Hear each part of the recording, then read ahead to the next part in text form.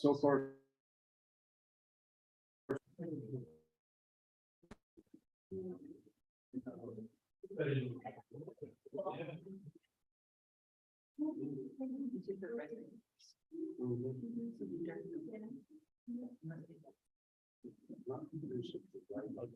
Guidelines on those. I think we can start without Francis being.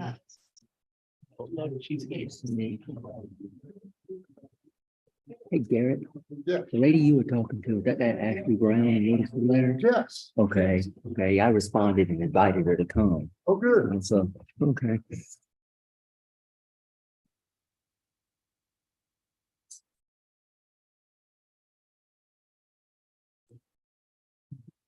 Town of James Island, regular meeting for April is hereby called to order. The first item on the agenda is our opening exercises. Councilman Milliken. Thank you. Yes, I would like to have everybody acknowledge their First Amendment rights by offering a moment of silence in recognition of the duties that we're all to perform this evening.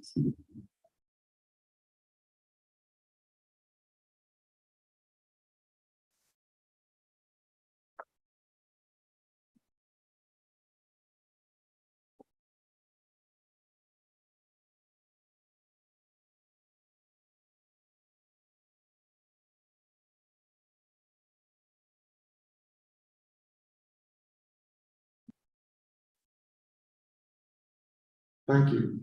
And if you'll join me now in the Pledge of Allegiance. Pledge allegiance to the flag of the United States of America and to the republic for which it stands, one nation, under God, indivisible, liberty and justice for all. Thank you. All right, so next we have a public hearing on ordinance 2023, our ordinance for adopting our project.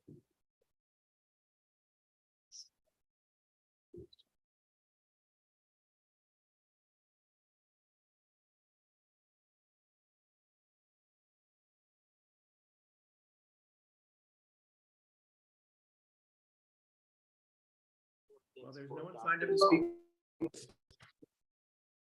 So I'll call that public hearing closed. Next, we have public comment. Ashley Brown. Hi.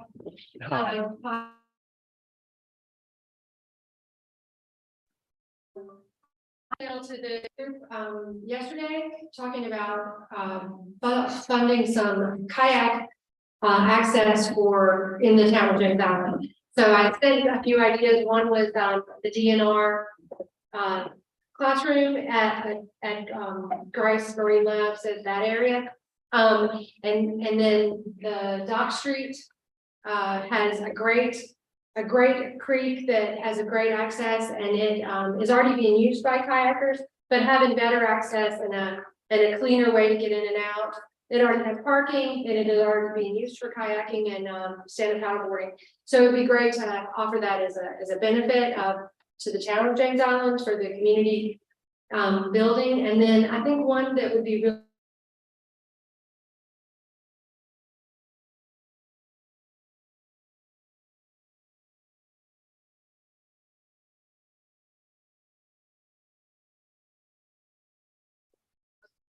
great behind on Dill's Bluff, behind the Dill's and you know what I'm talking about.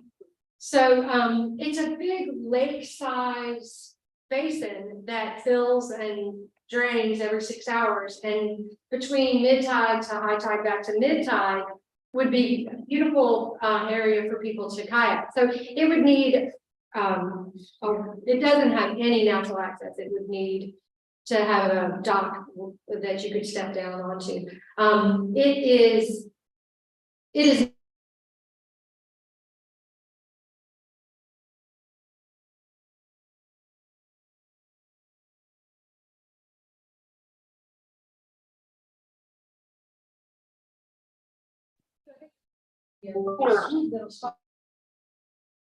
the town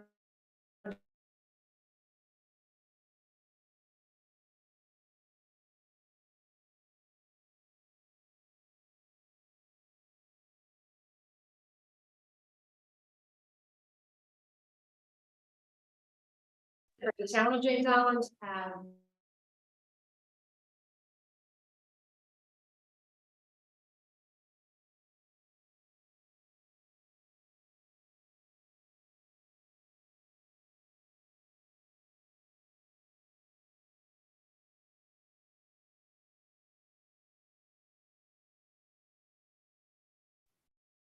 daunting for somebody that doesn't, kayak, and just wants to get out and try it, just wants to get out and get wet in summer. So some of these things would be better access and easier water to manage.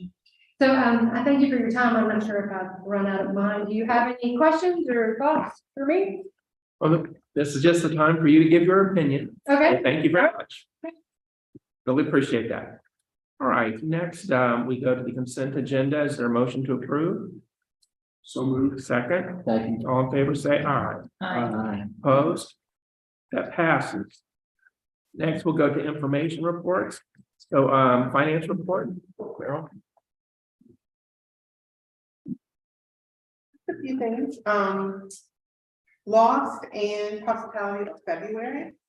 Under miscellaneous income, that's the Dominion check for $88,000.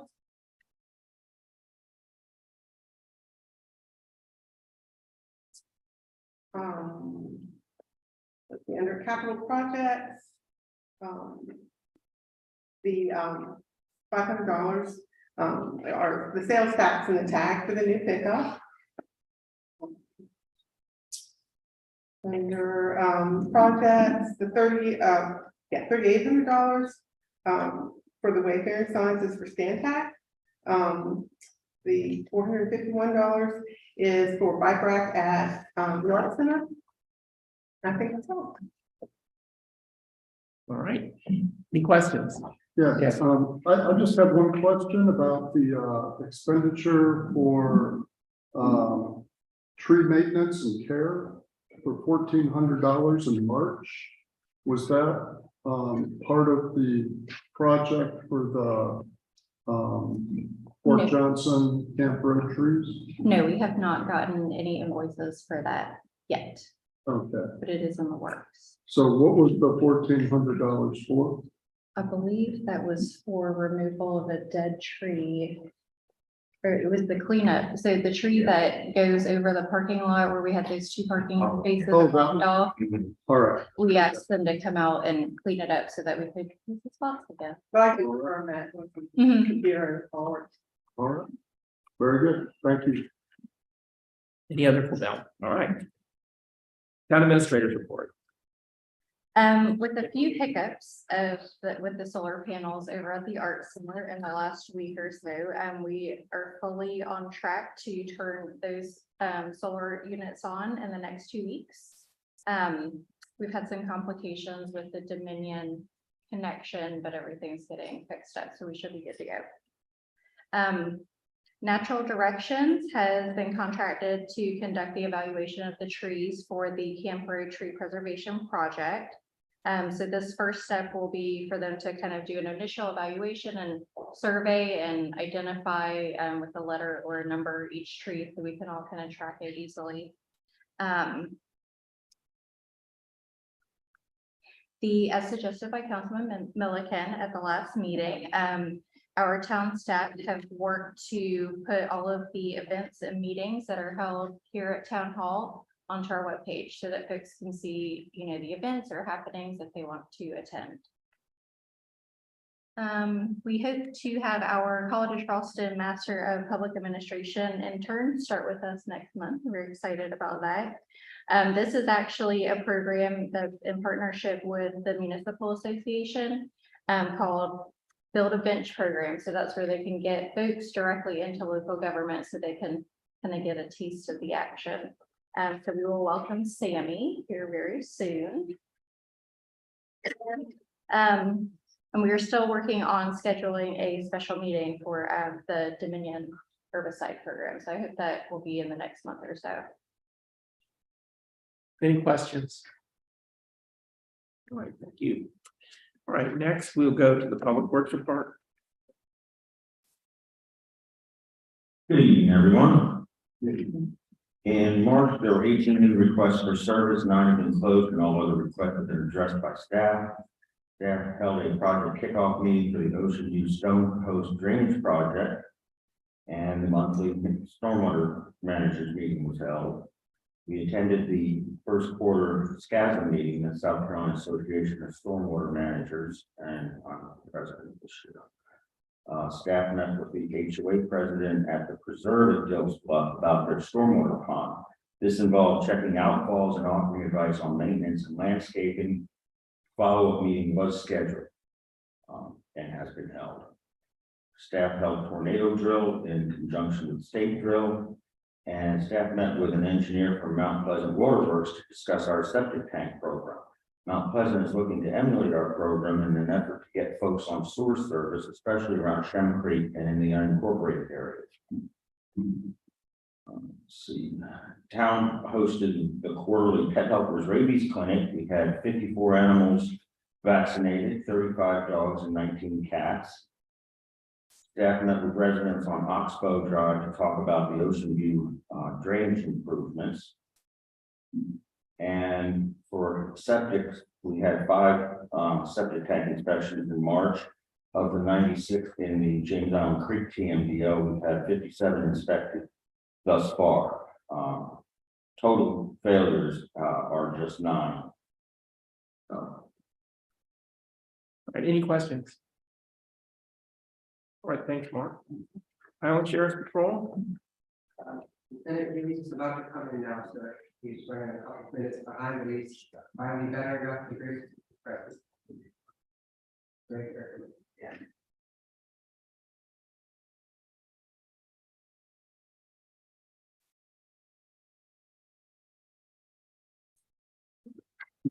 Yes.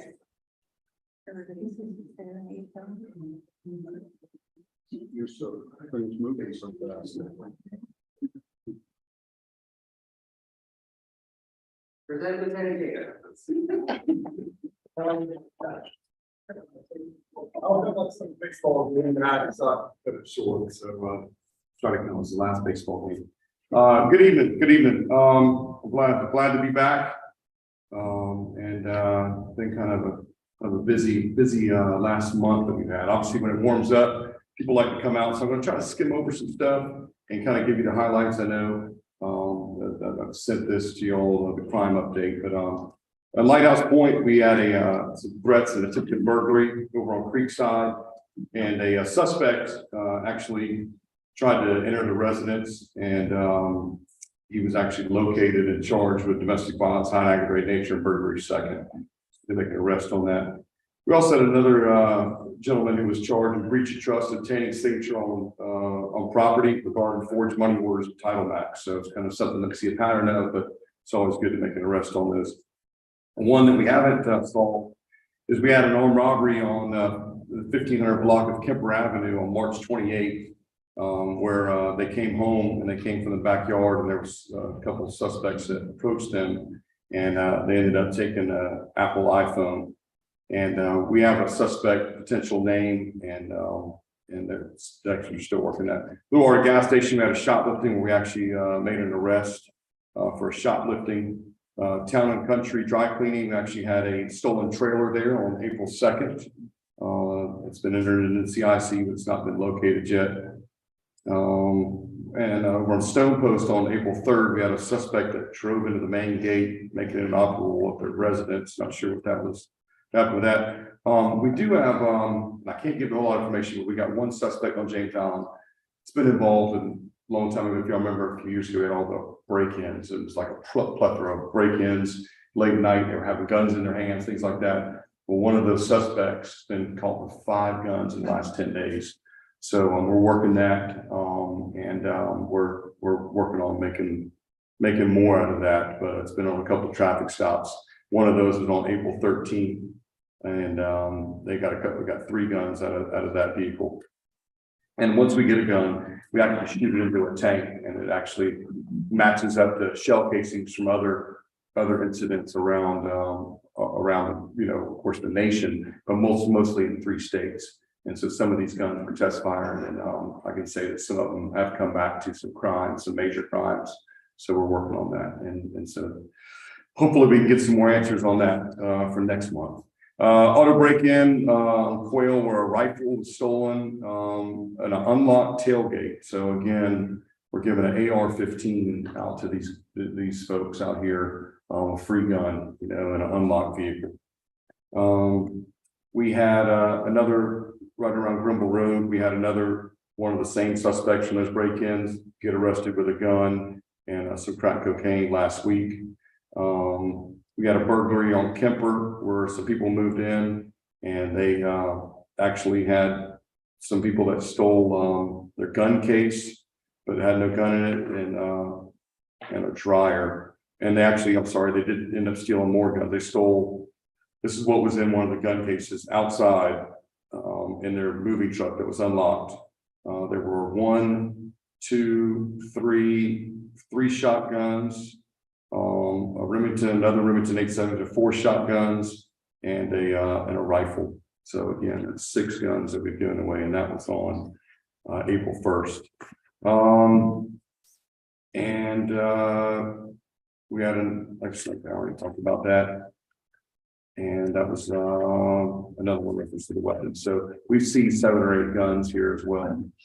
So the guys are out here, the girls are working hard, and hopefully we can keep the summer quiet. Any questions? No, well, thank you, Lieutenant James. All right, Dock Street fence replacement. Nikki, would you like to explain that? Yes, so I included a memo in the packet, but I do have another option for y'all to consider. We were able to obtain 2 quotes for this work, and this is to replace the fence that was damaged in the hurricane over at Dock Street Park that runs between Dock Street and the neighbor. We got a quote from Lockridge Builders, which was very close to the quote of the other company of $6,200. Since we sent this packet out, Lockridge came back to us with a quote for additional work because there's a good bit of shrubbery that needs to be cleared out so that the fence can extend all the way to the end where the marsh enters. And because we are down 1 staff member, that additional work would be about $2,500. So that would get the total up to $8,770. Most of which will be recouped by insurance. Is there a motion to approve? Let me get into consideration. Is there a second? Second. Any discussion? So I have a question. So it's a split rail fence or it's a metal fence? So it's actually what is right there at the time, right now, where the damaged part is a chain link fence. So this quote would actually be for one of the nicer, more modern looking fences. We have a similar one at Brantley, where it has the wood upper and lower portions, and then like a squared, what is that? I don't know what it's called. Like a hot fence, kind of, like it's. Like, and it can become a living fence where, you know, buy-ins and that sort of thing can kind of intertwine in it. So instead of replacing with just a standard chain link, which was actually not far off from this pricing model anyways, but this would be kind of the first step in our park renovations there to kind of spruce it up and make it look a little nicer. The split- Yes, One more thing, the split rail portion actually was already repaired by staff. So that would kind of come off of this memo. So for the metal fencing would attach to the split rail or if I'm right beside it? Right, so the split rail goes across the front of the park, and then the new fence would attach to it and run the length of the property. Thank you. You said we were covered with insurance claim? Yes, so it would be from property damage from Hurricane Ian.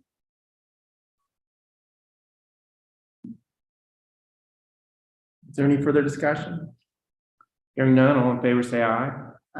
Opposed? So that passes. Repair Care Program roof replacement at Westwood Drive. If there's no objection, I'd like to postpone consideration of this to verify the jurisdiction where this is located. There are no objection, we'll go on to the next item, repair care program roof replacement at 1264 Fort Johnson Road. So this is, one of our, I think only our second repair care, requests that we've had this budget year.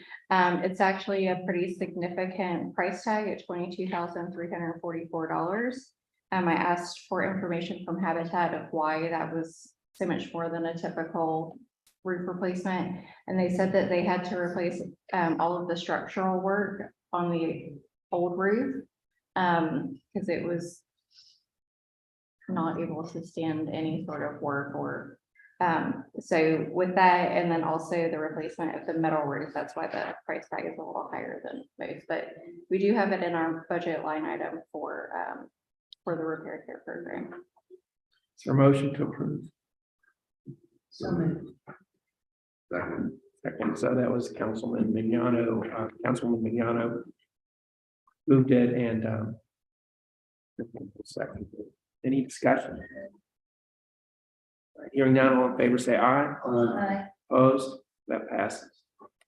Okay, amendments to the town's facilities use policy. So the facility use policy, we tightened it up a little bit, especially based on some other things that have been happening at town hall. So we took the time to kind of go through it and really come through and make things a little bit clearer for our interpretation of the policy with the public. So specifically for meeting spaces at town hall, the first big change specifies the intended uses to be for civic, educational, and community events and meetings. It would be subject to the town administrator's discretion on the appropriateness of most events that were held here. If there were a question or if they would be significant on any sort of regular basis. So I kind of left that open to interpretation. So, you know, if it was 2 meetings over the course of 1 month, or if they wanted to meet once a month for 3 months, those would all come to town council for approval. And they would be allowed to meet in chambers for the first or second time leading up to the next council meeting. So kind of give them a waiver there if it is appropriate.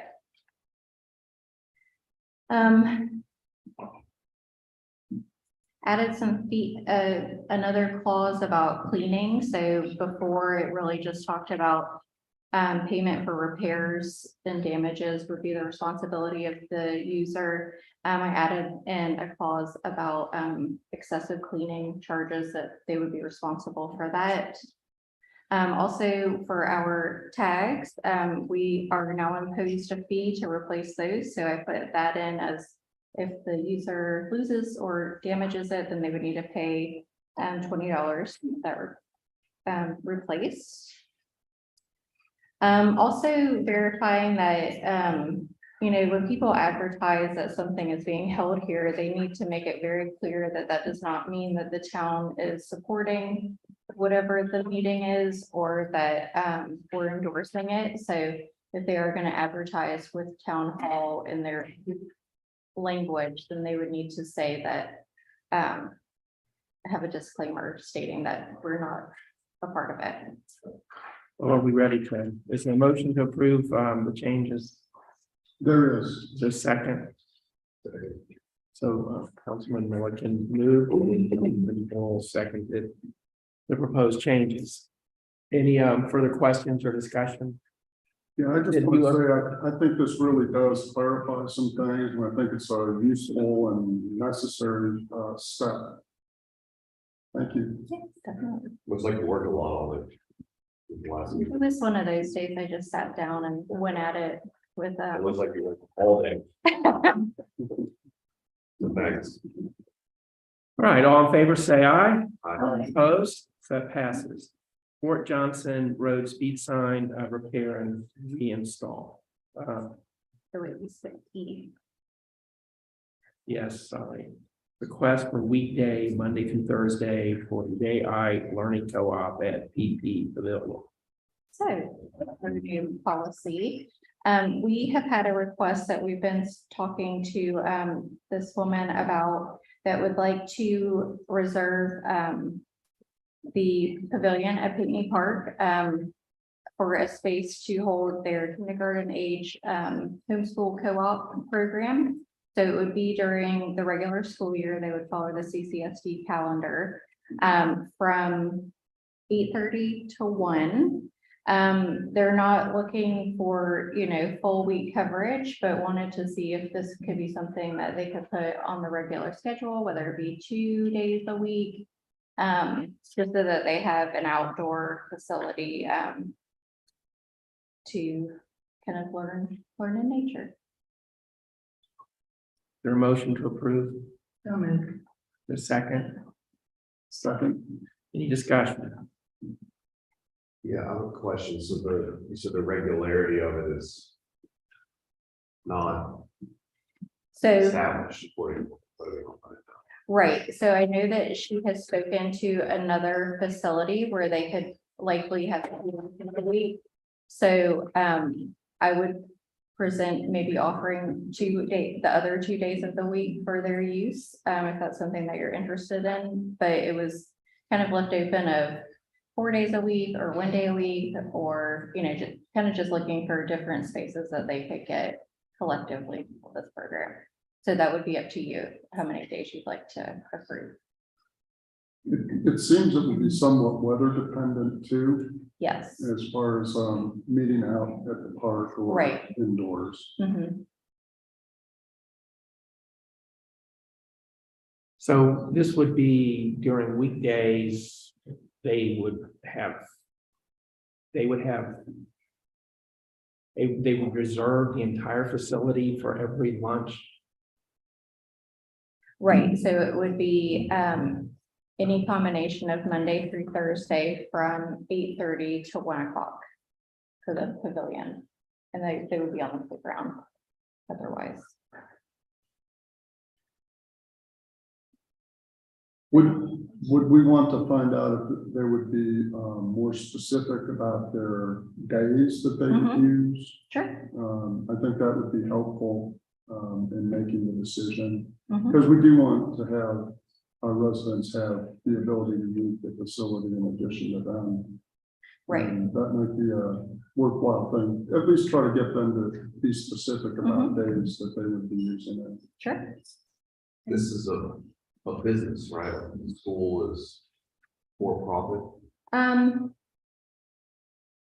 I would have to verify that. I think it's a new program and it's a mom of one of the 8 children that they think that they'll have. So they plan to have 2 adults and 8 children of kindergarten age range. So I don't know that their intent is to be, fully funded and, funding their careers and that sort of thing, but they would collect funds for materials and that sort of thing. But I can ask her if they have any sort of 501c3 status or something like that. I have a question. So with if we're living without, and I love homeschooling, by the way, I think it's a great program. What about the play area? Would that be, so people could come and use the playground even while they're here doing this? Yes, Okay. definitely. So it would just be the pavilion, I can see. Which is not typically open for reservation during this time period of the day.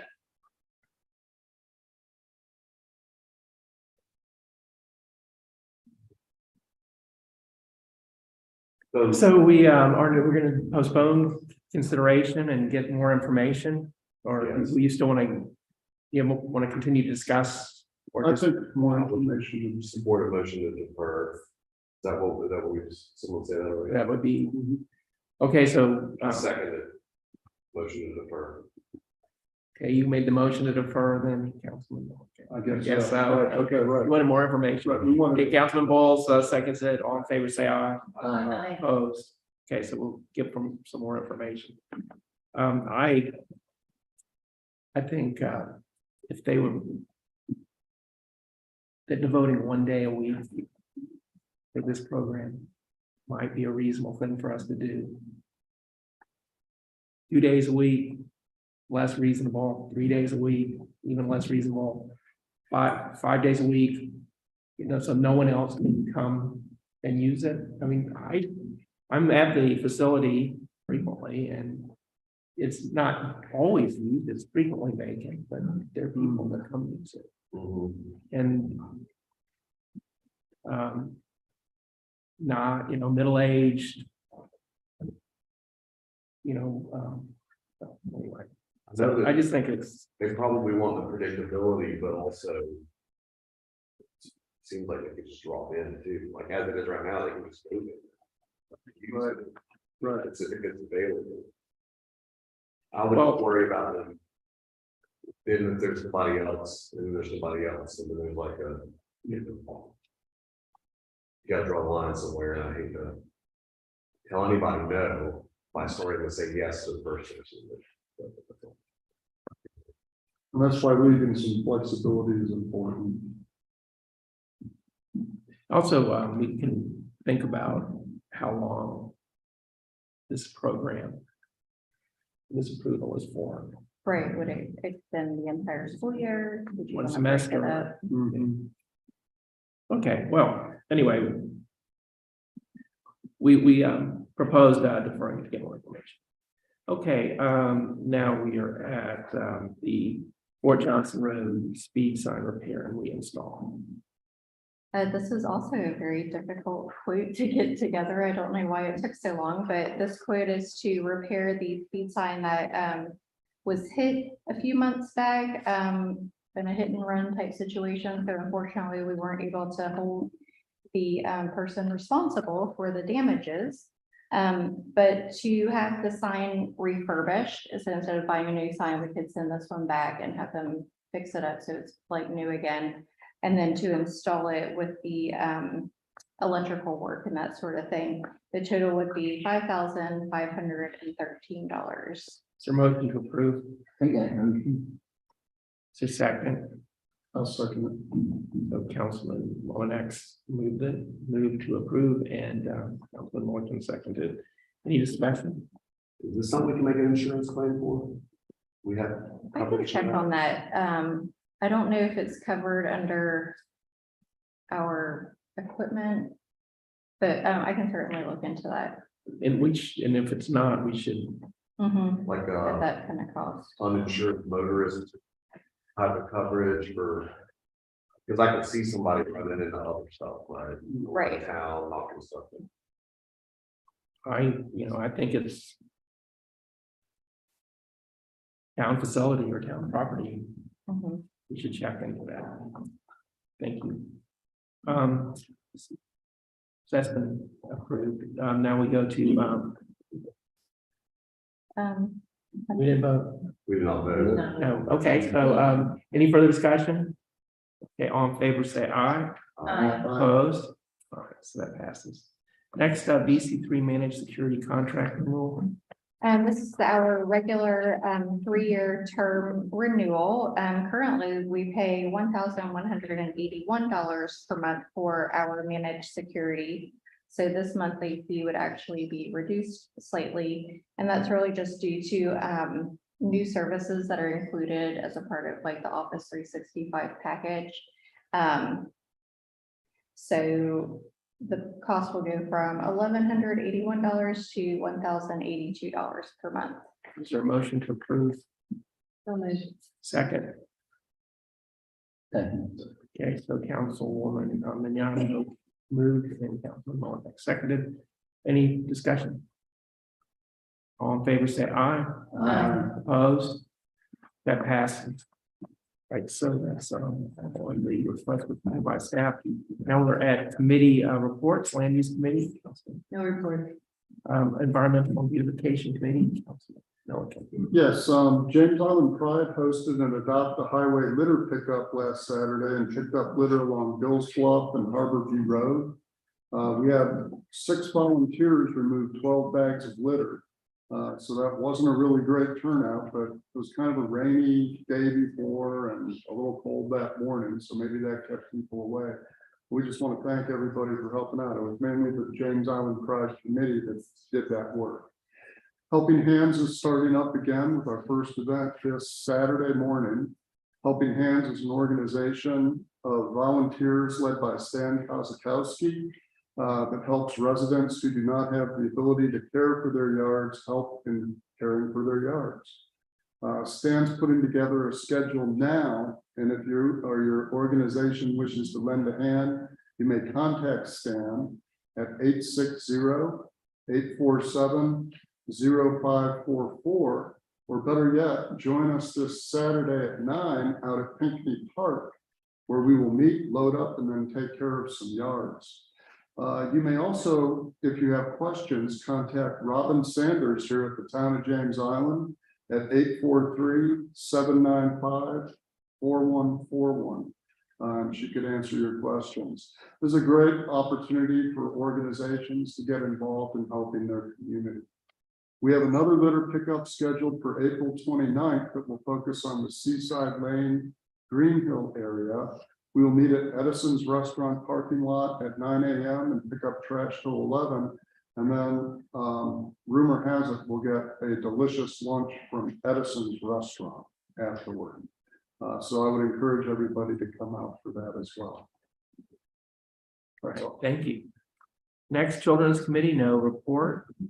Public Safety Committee, Councilman Mullinax. Oh, thank you. Just that we'll be having a meeting in these chambers next Thursday, the 27th, at 7 o'clock. So anyways, that's just all I have to report.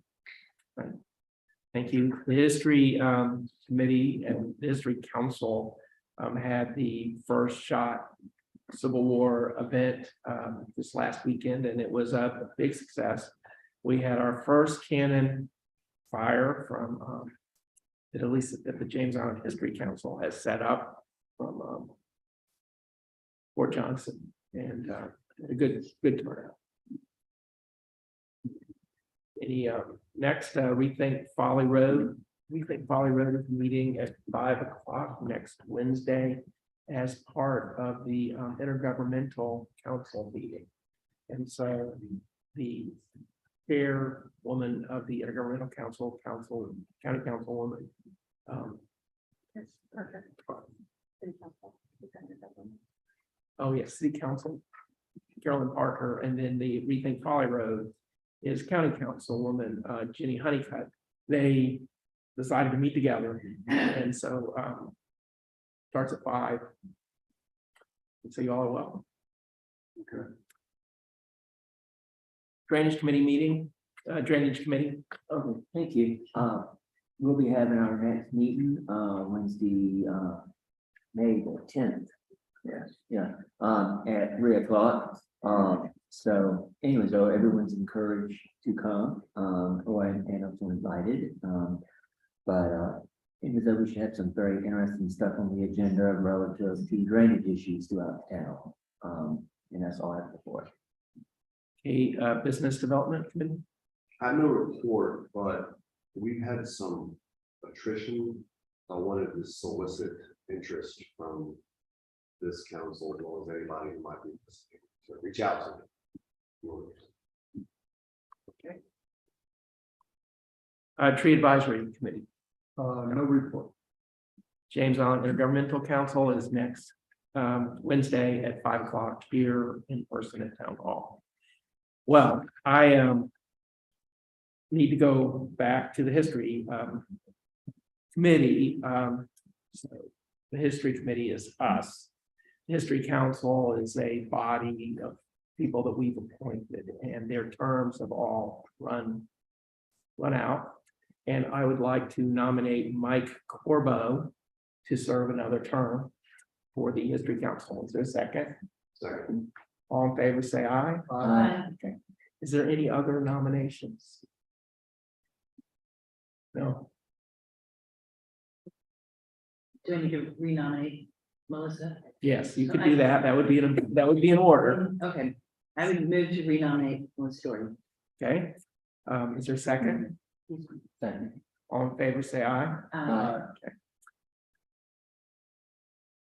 I'm not sure if I, who my seat is. Jim Morissette. He has indicated he would like to continue, and I'll nominate him. Okay, is there a second for Jim Morissette? Second. All in favor, say aye. I, Okay, so he is elected. All right, And who's mine? Oh, kind of, Paul, Mr. Hatton, okay. one. Yes, I like to read it, but you still, yeah, definitely would like to be done, but you did an excellent job. Funding. Second. Okay, all in favor for Paul Hatton? Aye. All right. So that's all the business for the History Council. And one of the things that on all of these councils we are supposed to do is have them draw straws, unless it's already been done, to determine how many will be renominated next year versus how many will have a 2-year term. Okay. All right. So that's all for our committee reports. Next, we have proclamations and resolutions. And so we have a proclamation for the ordinance 2023, no, excuse me, proclamation 2023 Yom HaShoah Holocaust commemoration. And I greatly appreciate that Denny Atkins has come. And I will read the proclamation. And we've had a number of people who have come, Raymond Fish, Samantha Krantz, Dylan Gaddis, Carla Engel Cook, Barbara Wind, and Phyllis Koliski Mayer. Right, well, great. So, whereas the Holocaust was a state-sponsored systematic persecution and annihilation of European Jewry by Nazi Germany and its collaborators between 1933 and 1945. And whereas we remember with sadness the 11 million people, including 6 million Jews, who were victims of Hitler's violent solution, along with those who were persecuted for their religious and political beliefs, sexual orientation, and physical disabilities. And whereas we remember with admiration the resistors and rescuers, known and unknown, who risked and lost their lives to save others.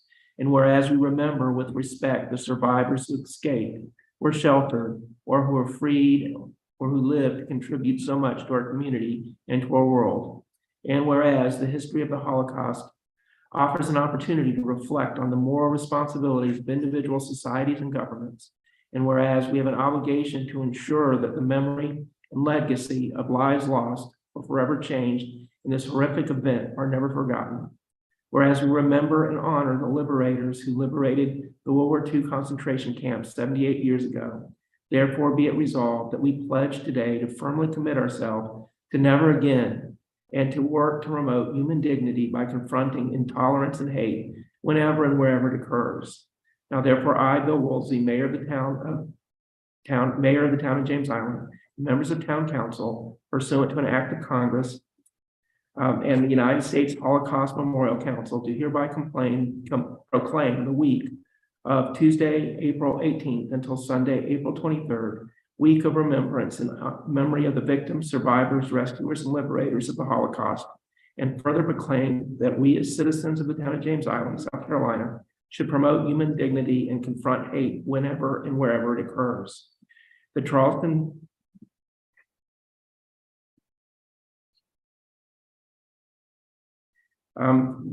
Jews Federation encourages you to join the community as we remember and honor the victims of our Holocaust survivors and liberators during community-wide Yom HaShoah Holocaust Remembrance Program, which will be held at the Galliard Center on April 23rd at 2:00 p.m. This year's theme is Through Their Voices, Stories of Survival Carried On from Generation to Generation. It will display the importance of action through generational remembrance. Charleston's annual commemoration of the Holocaust is sponsored by the Charleston Jewish Federation and supported by the City of Charleston as well as the Galliard Center. The event includes a reading of the names of people who perished with family connections to the Charleston, performances, and a local keynote speaker, Harry Schneider, Holocaust survivor. To learn more about this event, contact remember@jewishcharleston.org. Done this 20th day of April, 2023. So I make a motion that we adopt this. Is there a second? All in favor, say aye. Aye. Thank you so much for coming.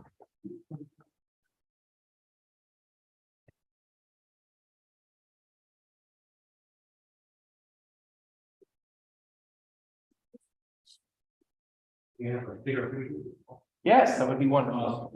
Come on, everyone, come on.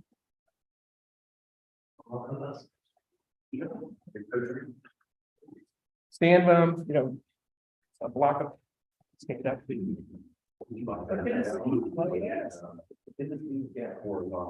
Horizontals, yeah, I think, okay, so you got so many people with us.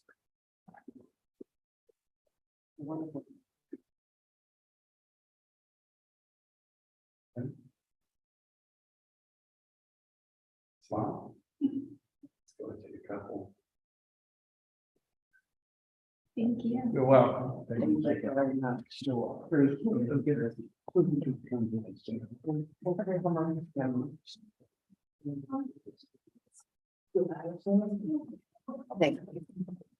Thank you very much. How about you? Thank you. Good to see you, good to see you. Yes, ma'am. Right.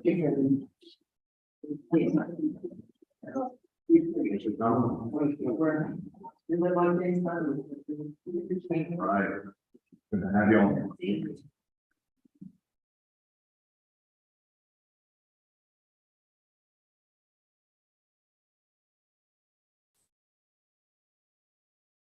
So next we have proclamation 2023 Pet Helpers 45th anniversary. Is there a motion to approve? There's, and so, second. Councilman Bonas made the motion, Councilwoman Mayana seconded. All in favor, say aye. Aye. Opposed? That passes. Next, we have an ordinance adopting the fiscal year. I think Councilman Mosley had a question. Yes. Yeah, we might want to correct a typo on the last whereas. Either add town of James Island to the city of Charleston. Or make it an equal to that. This is in the Pet Helpers. That helps. It says, whereas the city of Charleston was proud and honored. Yeah, and the seal of Charleston. Just. I think so. Thank you for catching it. Going forward.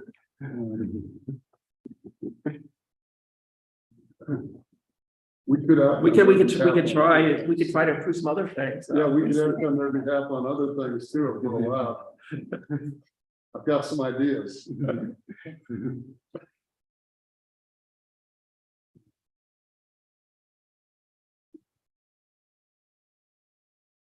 Got that correct. Thank you. All right, so and that passed, right? All right, so now let's go to ordinance 2023, ordinance adopting the fiscal year 2023-22 budget for the town of James Island. Is there a motion to approve? So moved. Second. Second. Any discussion? All right, hearing none, all in favor, say aye. Aye. Opposed, so that passes.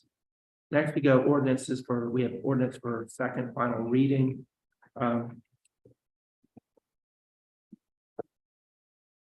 Well, anyway, ordinance 2023-02, ordinance amending ordinance 2021, authorizing the town of James Island to continue participating in the South Carolina Local Revenue Services with Municipal Association. Is there a motion and to approve?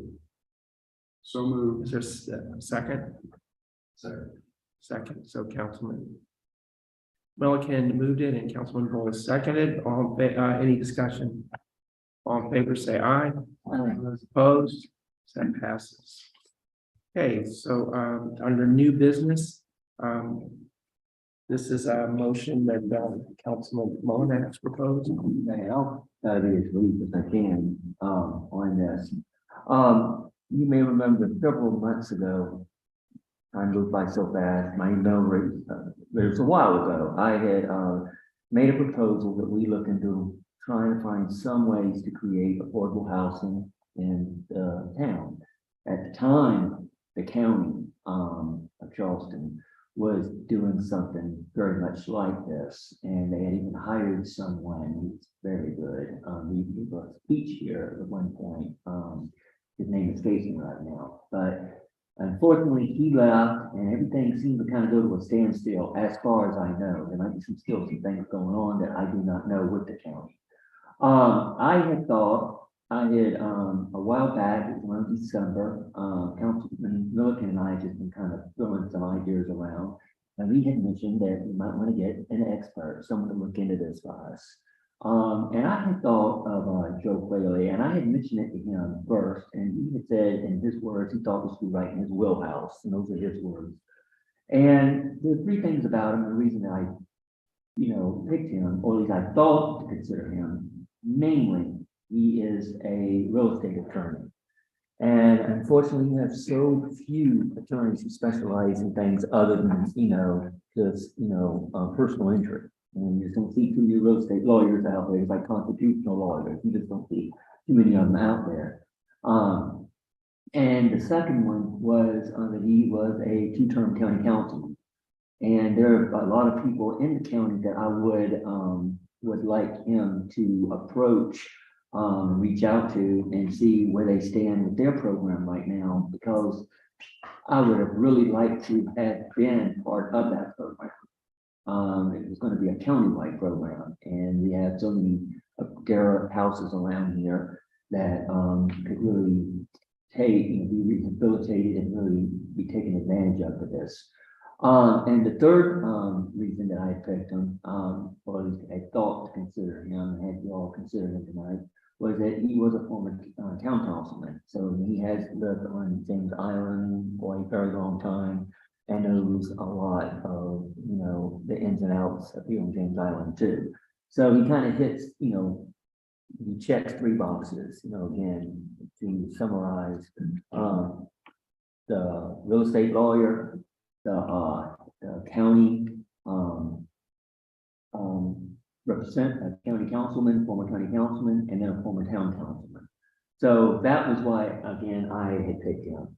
So, and I have kind of four things I would like him to really look into. The major thing is infrastructure funds. Can we or can we not use these? Because this would be like central to this. We wouldn't want to get started on something and be told, no, you can't do it for this. This is something I would like to know. And another thing would be, if we cannot use them, what would be the other sources that would be available? And then, as I referenced earlier, where does the county stand with this project now? And if the town would still have an opportunity to take part in this project. And then also to see what kind of nonprofits out there can manage, sell these houses when they are rehabilitated. Nonprofits, or something the county was looking at. The last I had heard, and again, that was some time ago, we had even had some roundtable discussions about it.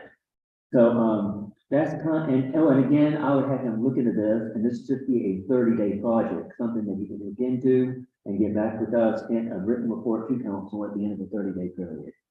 So that's kind of it as a summary, and I'm sorry I kind of gone long on it, but it's something that is just so many working parts and so many things I just really don't know right now on the county end, which I hope we can find out. So. Is there a second for the motion? Second. Okay, any any discussion? How much is their charges? Well, that's something that I had wanted the Mickey or whoever the designate would be to look at, to negotiate with him on this or to talk with him on this. He, We really didn't talk about it from, I'm sorry. I reached out to him. You did? He said $1,750.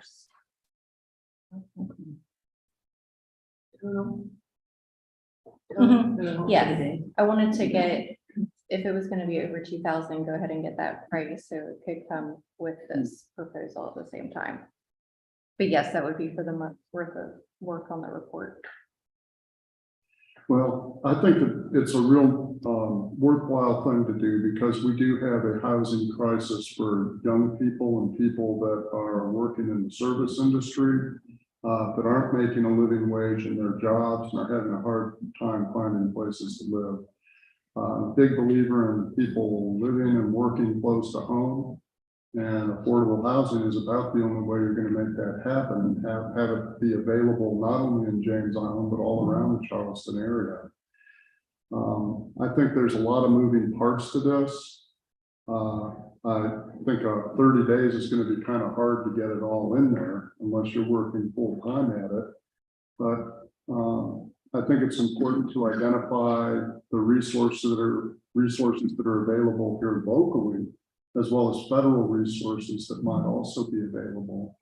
We also need to consider perhaps modifying our zoning and land use ordinance to put requirements in for affordable housing and newer developments that might be coming down the pike. We might also wish to have an infill program where we have a program of picking up the dilapidated houses and refurbishing them so that young families can move into those. I think that there's a lot of different ways we can proceed with this, but it's going to take a lot of creativity.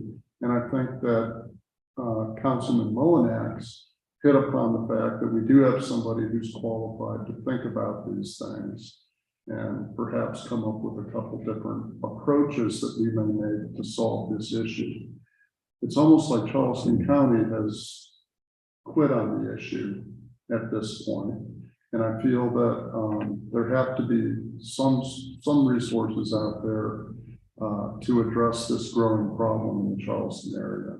And it was a shame that they did kind of, I think, drop the ball. At least I think they did. I really don't know. The gentleman who was here who addressed us that night at that community meeting with the expert, he had wonderful numbers and information. And I wish I could remember his name. It was outstanding. Escaped me right now. But this also something that that benefits small businesses, because you don't think about people had a hard enough time hiring people as it is.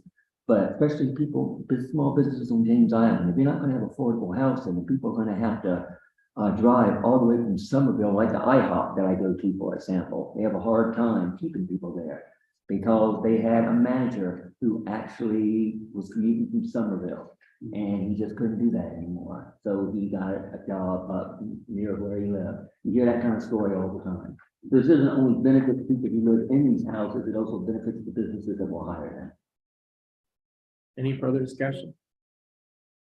Hearing none, all in favor, say aye. Opposed? That passes. Okay, now we have executive session. I move that the town go into executive session to discuss contractual matters relating to the purchase of the adjoining Hillman Street property. Is there a motion to approve? Second. Well, is there a motion to approve? That's a motion to approve. Yeah. Is there a second? Next to get second. Okay. Any discussion? All in favor, say aye. Opposed? Okay, so we will go to the executive session.